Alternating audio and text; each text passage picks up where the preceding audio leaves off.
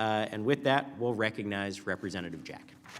Chairman McKenzie, Ranking Member Omar, Chairman Wahlberg, Ranking Member Scott, Chairman Comer, and Representatives Mesmer, Grothman, Miller, Fine, Stevens, Allen, Kassar, and Takano, thank you for welcoming my testimony today.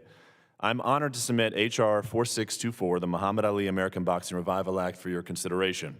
I authored and introduced this legislation, which is bipartisan, with Representative Sharice Davids, a talented athlete and a chief deputy whip within the House Democratic Caucus.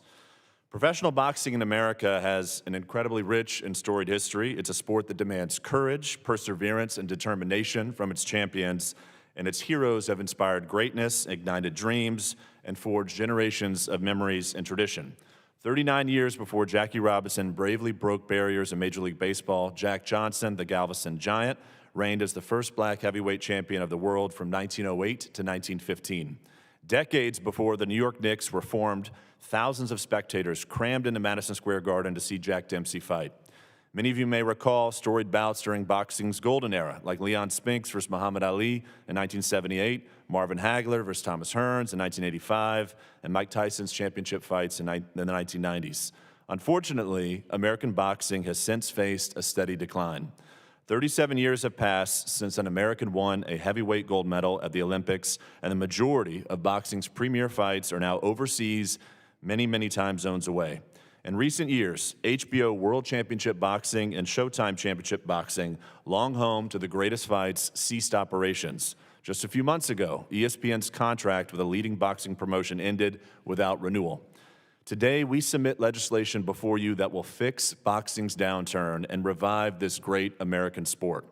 For over a century, individual states enacted legislation to regulate professional boxing, but the patchwork of regulations without uniform minimum standards led to widespread exploitation and rampant corruption.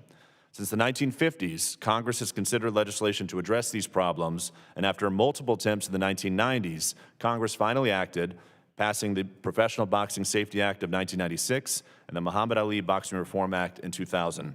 As a result, boxing is the only professional sport regulated by Congress. The Muhammad Ali American Boxing Revival Act amends the Professional Boxing Safety Act of 1996 and preserves and protects the original Ali Act in its entirety. First, our legislation clarifies ambiguities in current law that have stifled innovation and investment into the sport. This bill allows for the creation of alternative systems called Unified Boxing Organizations, otherwise known as UBOs, that will provide professional boxers with more protections, better pay, and greater protections.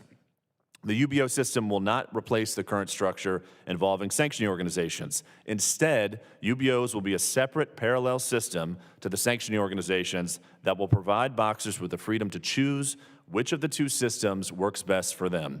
Additionally, this bill will return premier boxing events to our country, spurring economic growth and success across host communities.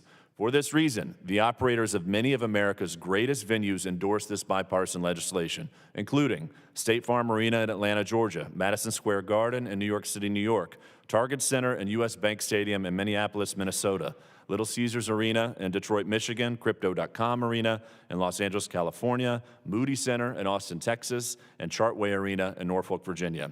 And just yesterday, this legislation received a letter of support from the 1.3 million members of the International Brotherhood of Teamsters, one of America's largest unions. To improve the safety and well-being of boxers, this legislation establishes a minimum payment per round of $150 for professional boxers, aligning a patchwork of existing state laws to a uniform standard that will protect boxers from exploitation, especially in the early stages of their career. Additionally, this act strengthens existing health and safety protections for boxers to extend their careers and earning potential.